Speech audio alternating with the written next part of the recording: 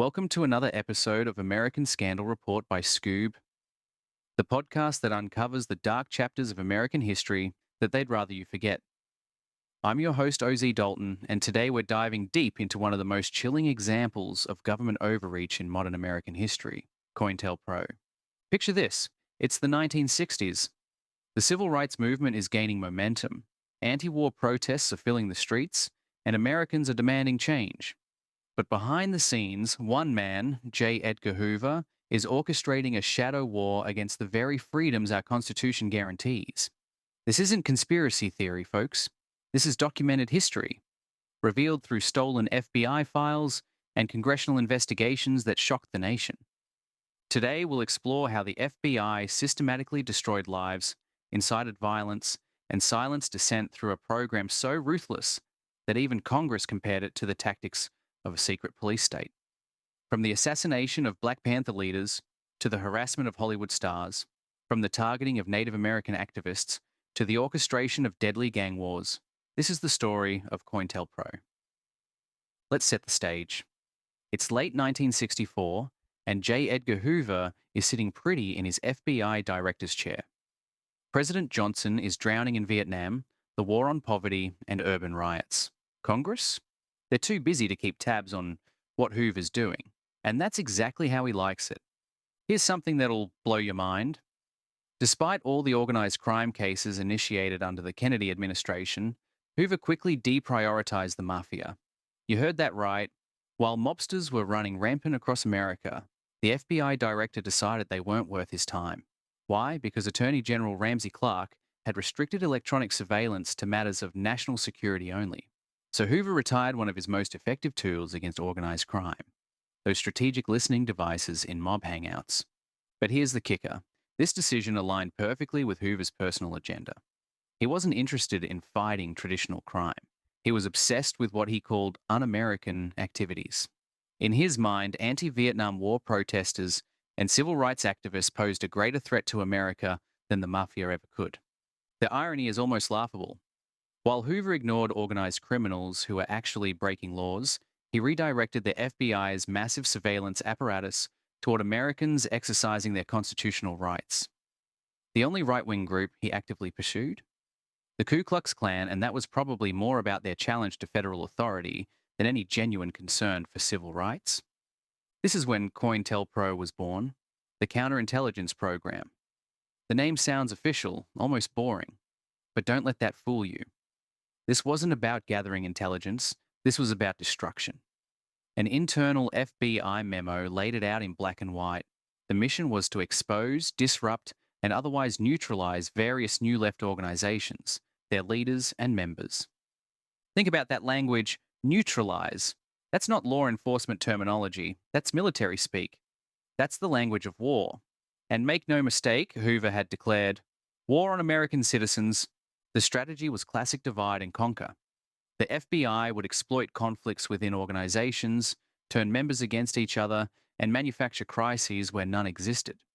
They weren't just watching these groups, they were actively working to destroy them from within. Meanwhile, back in organized crime land, FBI agents knew where their bread was buttered.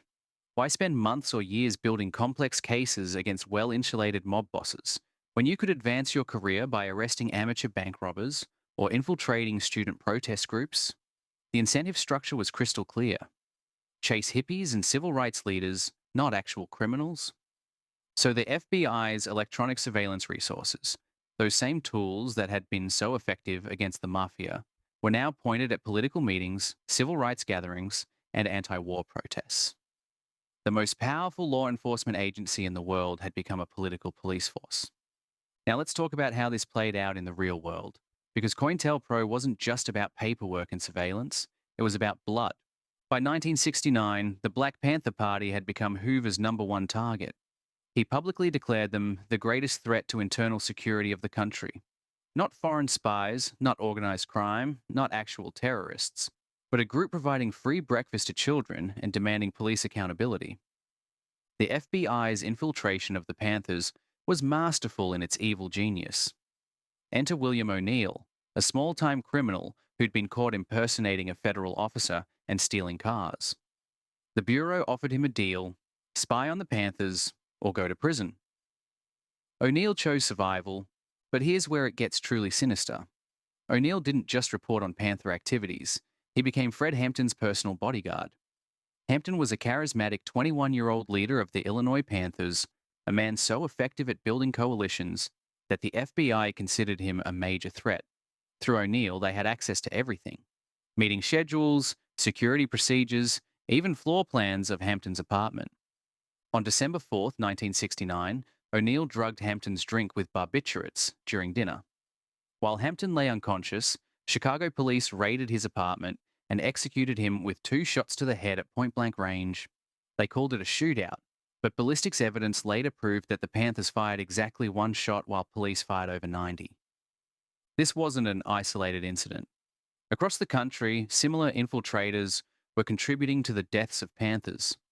The FBI was literally orchestrating assassinations of American citizens on American soil, and they were proud of it. Internal memos celebrated these successes as proof that COINTELPRO was working. But here's the thing about secret programs: they only stay secret as long as nobody talks. And in March 1971, somebody did more than talk. They acted. A group calling themselves the Citizens Commission to investigate the FBI pulled off one of the most consequential burglaries in American history. They targeted a small FBI office in Media, Pennsylvania, spending months planning the operation. One member even posed as a college student to case the joint, evaluating security measures like a professional spy. On the night of March 8th, 1971, while America was distracted by the Muhammad Ali-Joe Frazier fight, these activist burglars used a crowbar to break into the FBI office. They filled suitcases with documents and disappeared into the night. What they found in those files would change everything. Hoover was absolutely livid. The methods these burglars used mirrored the FBI's own tactics, and that irony wasn't lost on anyone. He assigned 200 agents to hunt them down, but they vanished completely. It wasn't until 2014, over 40 years later, that the group revealed their identities, finally confident that the statute of limitations had run out. When those stolen FBI documents hit the newspapers, America got its first glimpse into COINTELPRO's true nature, and it was ugly. Congressman Hale Boggs, the House Majority Leader, compared the FBI to the Gestapo. Think about that. A sitting congressman publicly comparing America's premier law enforcement agency to Nazi secret police. He admitted that even Congress was afraid of the FBI's unchecked power. That's how far things had gone. The revelations triggered a cascade of whistleblowing and lawsuits. Under the Freedom of Information Act, more incriminating documents came to light. By 1975, anti-intelligence sentiment had reached such heights that Congress established the Church Committee to investigate the FBI's practices. What they found exceeded everyone's worst fears. The Church Committee discovered that FBI headquarters had sanctioned over 2,300 operations to undermine and defame American organizations. Not just radical groups, we're talking about universities like Antioch College, civil rights organizations, student groups, anyone Hoover didn't like. The tactics were breathtakingly ruthless. The FBI mailed anonymous letters designed to break up marriages and romantic relationships. They planted false stories in newspapers to destroy reputations. They created fake documents to make activists appear to be government informants, knowing this would lead to violence from their own organizations. But perhaps most shocking was their role in deliberately inciting deadly violence between groups. In Los Angeles, FBI agents fed false intelligence to members of the U.S. organization, a group that rivaled the Panthers. They convinced U.S. members that the Panthers were plotting to assassinate them. The result? U.S. members ambushed and killed 2 Panthers during a black student union, meeting at UCLA in January 1969. The Los Angeles Sheriff's Office knew the FBI's manipulation had directly caused these deaths, but they covered it up. Why? Because the violence served their purposes: dead Panthers and arrested U.S. members, which increased public fear of black militancy. A 1970 FBI memo revealed their intention to continue this strategy, planning to secretly provide U.S. members with more information on Panther activities to fuel ongoing conflict. The Church Committee called this nothing less than deliberate incitement to murder. William Sullivan, a ranking FBI official, who helped implement COINTELPRO before Hoover fired him in 1971, later provided devastating testimony. He admitted that morality simply didn't factor into their decision making. When asked about sending a compromising tape to Coretta Scott King to psychologically torture her husband, Sullivan said they never questioned whether their actions were legal or ethical, only whether they would achieve their goals. Even after all these revelations, FBI Director Clarence Kelly, who succeeded Hoover, refused to admit wrongdoing. He defended COINTELPRO as necessary to combat violent extremism, arguing that any lesser response would have been neglecting the FBI's duty to protect Americans. The cognitive dissonance is staggering. Protecting Americans by systematically violating their constitutional rights.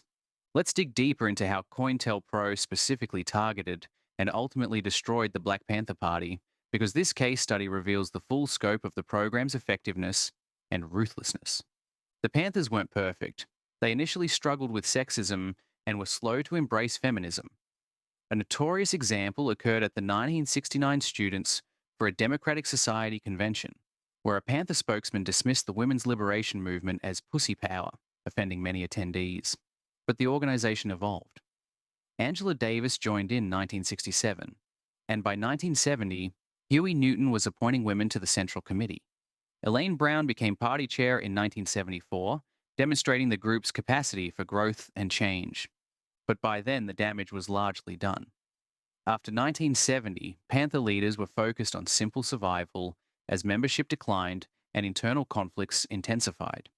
The national mood was shifting toward conservatism, and the party seemed to be naturally fading away. Except it wasn't natural at all. The party's destruction was the result of deliberate federal policies implemented with minimal media coverage or public objection. COINTELPRO had made the Black Panthers its primary target, and the results were devastating. FBI agents employed every dirty trick in the book. They crafted letters filled with false allegations, accusing Panther leaders of corruption, embezzlement, and inappropriate relationships. The psychological warfare was constant and relentless. They wiretapped phones, intercepted mail, and conducted intensive surveillance of every Panther activity. The physical harassment was equally systematic. During 1969 alone, there were 31 raids on Panther offices across 11 states. These weren't careful law enforcement operations. They were designed to disrupt, intimidate, and destroy. Equipment was confiscated, files were stolen, and members were arrested on trumped-up charges. But the true measure of COINTELPRO's success lies in the body count. According to researcher Frank Donner, 28 Panthers died over 18 months in the late 1960s.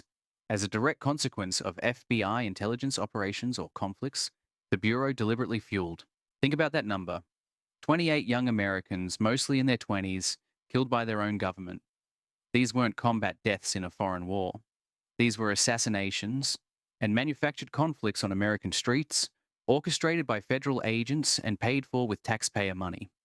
The FBI's success in destroying the Panthers became a template for targeting other activist organizations. The same tactics, infiltration, disinformation, provocation, and violence would be deployed against every group Hoover deemed subversive. COINTELPRO wasn't just about political organizations. It also targeted individual Americans whose only crime was having the wrong opinions or associations. And nowhere was this more evident than in the FBI's harassment of entertainment figures and cultural icons. Take Charlie Chaplin, one of the most beloved comedians in film history. The FBI compiled a 2,000-page file on Chaplin, investigating his progressive political views and linking them to left-wing ideologies. They delved into every aspect of his personal life, chasing rumors from anonymous tipsters, clairvoyants, and gossip columnists. When their own investigation turned up nothing, they asked British intelligence for help. MI5's response? They found no evidence that Chaplin was a communist or engaged in espionage. But facts didn't matter to Hoover. In September 1952, while Chaplin was in Europe promoting a film, the Attorney General revoked his re-entry permit in consultation with Hoover. They banned one of the world's most famous entertainers from returning to the United States, even though their own files admitted there was no court-worthy evidence to support the exclusion. Chaplin chose not to fight the order, spending the last 25 years of his life in Swiss exile. He didn't return to America until 1972, and only briefly to receive an honorary Oscar. The FBI had successfully ended the American career of one of history's greatest comedians under the guise of anti-communism. John Seberg's story is even more heartbreaking. This rising star supported progressive causes and donated money to the Black Panther Party. Under COINTELPRO, the FBI decided to destroy her life as an example to other celebrities who might consider similar activism. Their weapon was a lie so cruel it defies belief. FBI agents planted a false story in the Los Angeles Times claiming that Seberg's unborn child was fathered by a prominent Black Panther. The devastating lie sent Seberg into premature labor, and her baby died shortly after birth. Traumatized by the loss and the public humiliation, Seberg attempted suicide every year on her child's death anniversary. In 1979, she succeeded. Her husband, Gary, took his own life a year later. 2 lives destroyed, a family annihilated, all because a young actress donated money to a civil rights organization. But perhaps the most notorious case was Jane Fonda. An outspoken critic of the Vietnam War, Fonda made a terrible mistake in 1972 when she was photographed with communist weaponry in North Vietnam. The image falsely suggested she opposed American troops, despite her work with Vietnam Veterans Against the War, an organization that sought to hold policymakers, not soldiers, accountable for the war. The FBI exploited this mistake mercilessly. They arranged her arrest on false drug charges just to access her personal records. Politicians called for her to be tried for treason. Some suggested physical violence. The Nixon administration treated Hanoi Jane as if she were a foreign enemy on par with Soviet Premier Leonid Brezhnev. The FBI's reach extended beyond individual celebrities to cultural works themselves. Salt of the Earth, a 1954 film about zinc miners in New Mexico, faced systematic suppression. The American Legion organized nationwide boycotts. Film labs refused to process it. Unionized projectionists wouldn't show it. During production, vigilantes fired shots at the set, the lead actress was deported to Mexico, and a small plane buzzed overhead constantly to disrupt sound recording. This was cultural warfare, the systematic suppression of artistic expression that challenged official narratives. The FBI wasn't just targeting criminal activity, they were policing thought itself. COINTELPRO's reach extended far beyond urban centers and Hollywood studios. Some of its most brutal tactics were deployed against Native American activists, particularly the American Indian Movement, or AIM. By the early 1970s, AIM was organizing protests against ongoing discrimination and violence faced by Native Americans. In Rapid City, South Dakota, they targeted bars and saloons where Native Americans were routinely subjected to vigilante violence, often with law enforcement turning a blind eye. AIM's strategy was to keep the people stirred up, maintaining public attention on these injustices. Mayor Bartlett characterized their activities as creating a sense of uncertainty and fear, which was exactly the point. Sometimes making people uncomfortable is the only way to force change. On February 6, 1973, AIM activists disrupted a meeting of the Racial Conciliation Committee, demanding systemic changes like equal housing opportunities, Native police officers, and Native attorneys for the city. Dennis Banks, an AIM leader, declared they were ready to declare war on every town in the Black Hills if their demands went unmet. The mayor's response was chilling. He threatened that any uncivil disobedience would be met with retributive violence, warning, "If AIM wanted Rapid City to be as famous as Selma, Alabama, I could take care of that in about 15 minutes." He was literally threatening to recreate the violent suppression of civil rights protesters that had shocked the nation just years earlier. But AIM's most significant action was at Wounded Knee, the site of the infamous 1890 massacre. In February 1973, the Oglala Sioux Civil Rights Commission and traditional leaders asked AIM to help them deal with tribal chairman Dick Wilson, who was using his paramilitary group, the Goon Squad, or Guardians of the Oglala Nation, to intimidate political opponents. The grassroots community opposed the Indian Reorganization Act governance structure, wanting to return to traditional treaty councils. They were yearning for cultural revival, restoration of treaty relations, and an end to the violence plaguing their reservation.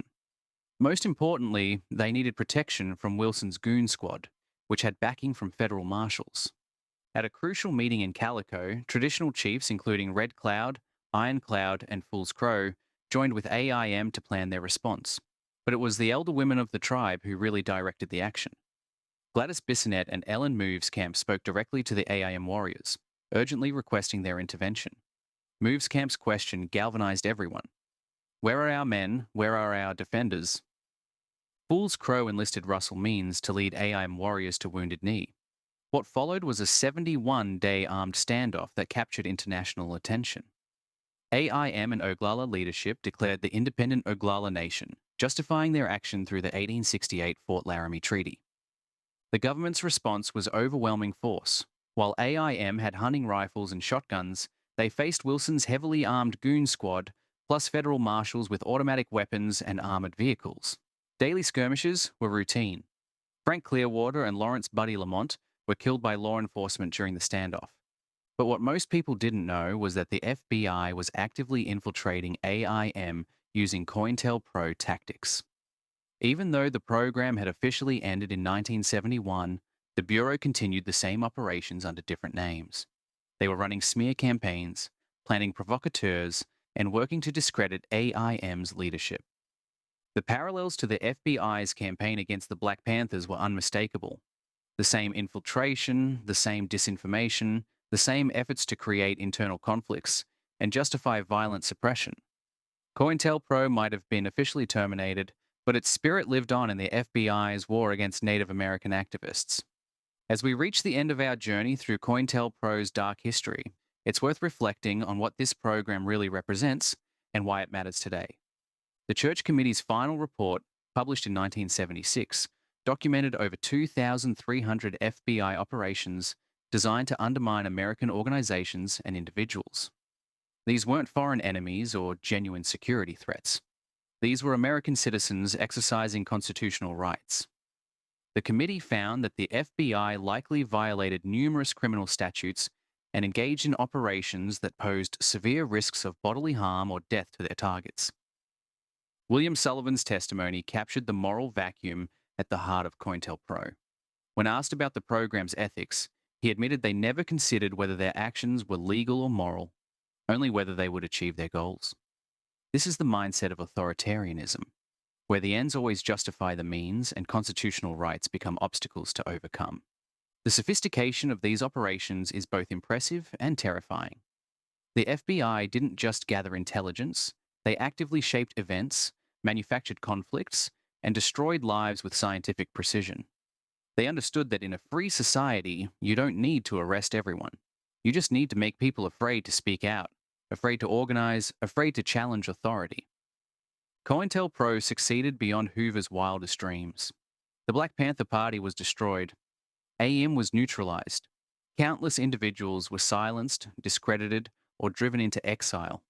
The broader movements for civil rights, peace, and social justice were significantly weakened by internal conflicts and paranoia that the FBI had deliberately fostered.